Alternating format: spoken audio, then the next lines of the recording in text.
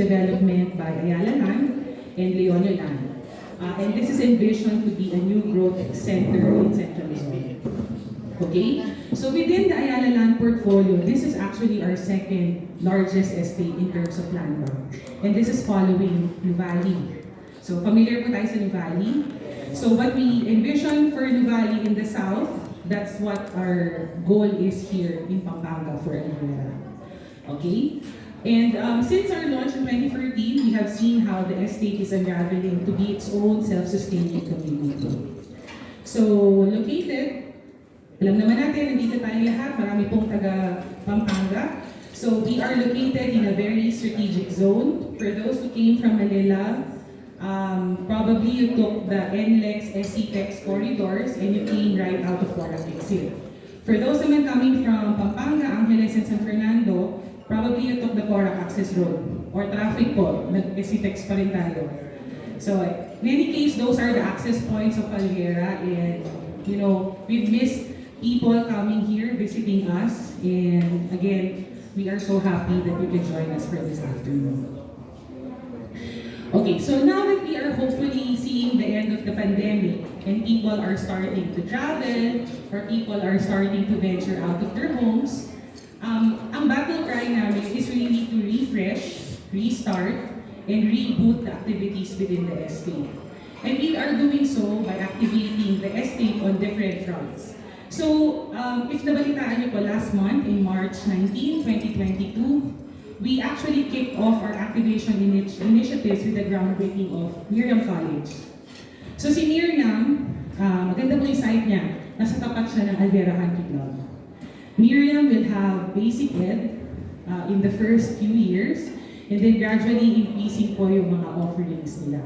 But basically, kung may mga bata tayo na, I mean, you're looking for a good school, then Miriam College will be starting their operations by next year here in Alviera. So for this leg of the activation, we are bringing back the EXPLORAC campaign. For those who have been with us for the past years, you are probably familiar with EXPLORAC. So this campaign is aimed to allow people and guests to explore the beauty and potential of Porac through Alviera. So lahat po dito local-based ang pinopromote namin. And first in the list, of course, is yung na-experience nyo kanina, yung mga nag-giant swing po, we have Sandbox. This was a recent feature from James Dickett. So basically featuring the Sandbox complex. And of course, we have the aerial walk. Yung mga nag-giant swing po, siguro narinig ko yung sigaw nyo kanina, no? Habang nagpe-prepare po kami dito. And soon we'll also open the country's first roller coaster zipline. And again, within the Sandbox complex, we also have the city kart racing, or the go-kart facility. So this time, we are focusing on expanding and improving the Sandbox experience with the introduction of new facilities. So ang lagi pong sinasabi namin, parang bitin kasi yung namin, yung parang experience. So what we wanted to do is give guests a full day itinerary here in Alviera. So that's what we did. So first is the introduction of our bike trails. So uso po nagbabike ngayon, ever since the pandemic, dumami po ang nagbibisikleta. And we want to make sure that we capture this in our estate. So we are introducing a 5-kilometer trail for both beginners and advanced levels. This time, the trail winds into different sections of the estate, showcasing the different landscapes within Alviera. So ang nararating po natin usually kasi yung portion na flat. So ito po, di ba, medyo flat siya. But kung mapapansin niyo po yung bundok, here on my right side, that's part of Alviera. So this is essentially a way for us to introduce the west side of Alviera to the general public. Okay? Now the second facility is Greenscapes. So yung right beside Sandbox, that's a 3-hectare green space and plant nursery. When we conceptualized this project, we actually had 2 goals in mind. First, we want to be able to share a safe and generous open space for our bikers and the local community. Alam po natin, nung na-pandemic, nakulong po tayo sa mga bahay, and people start to clamor for open spaces, di ba? And we wanted to address that in Alviera. Now, the second goal is for us to create a center or a home for Alviera sustainability initiatives.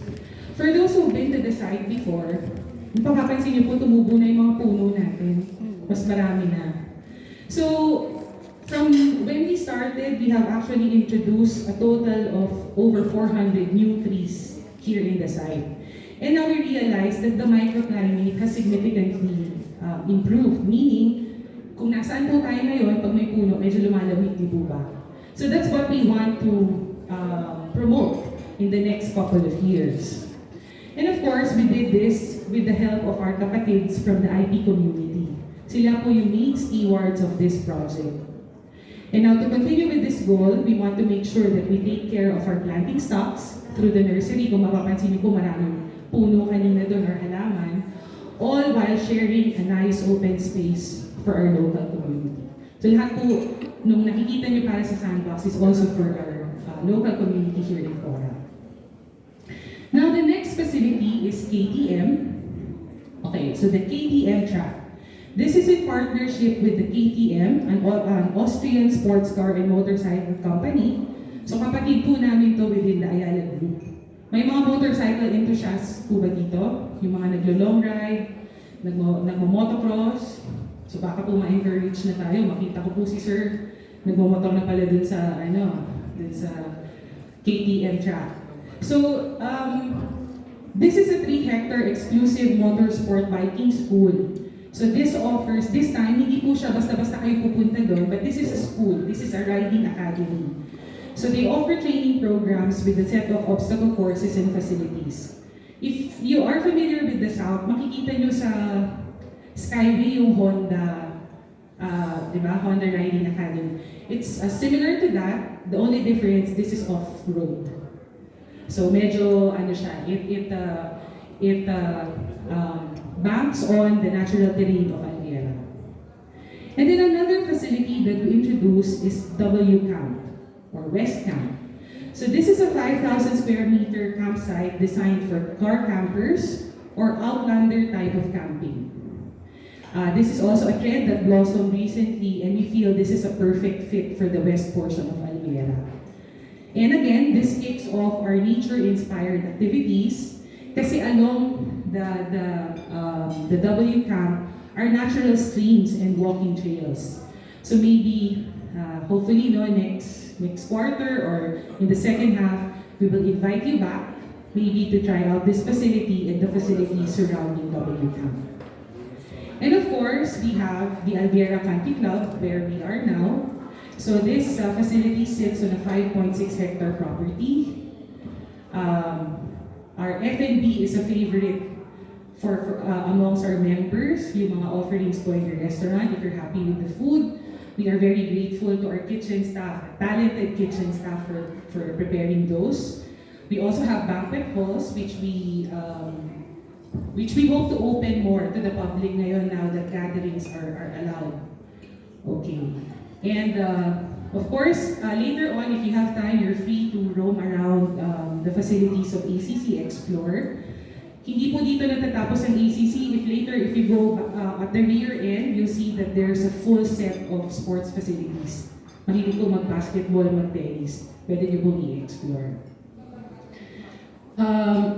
Also, of course, we're selling membership shares. Our team from ACC would be more than happy to assist you if you have any inquiries. And then, lastly, we also furnish a couple of houses in Avida, which we converted into villas.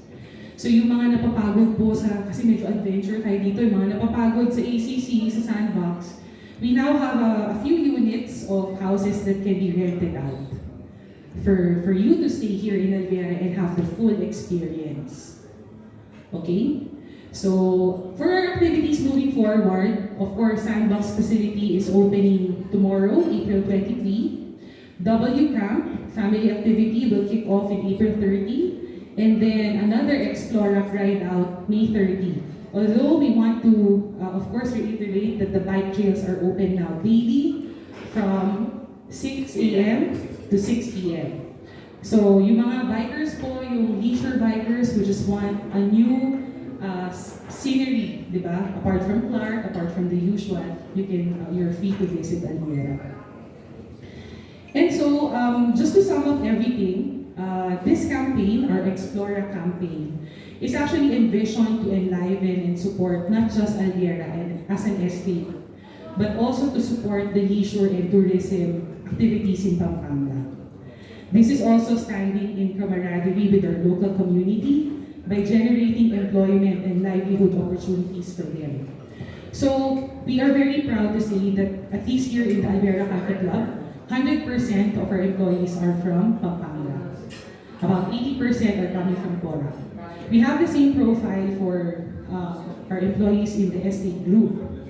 And when we conceptualized Greenscapes, kung mapapansin niyo po may mga nagtitinda ng pagkain doon, we also wanted to invite local Cora merchants. So we hope that this can support our local community in a small way. So with this, we want to thank you for taking the time in joining us here today. We hope you and your families enjoyed the activities.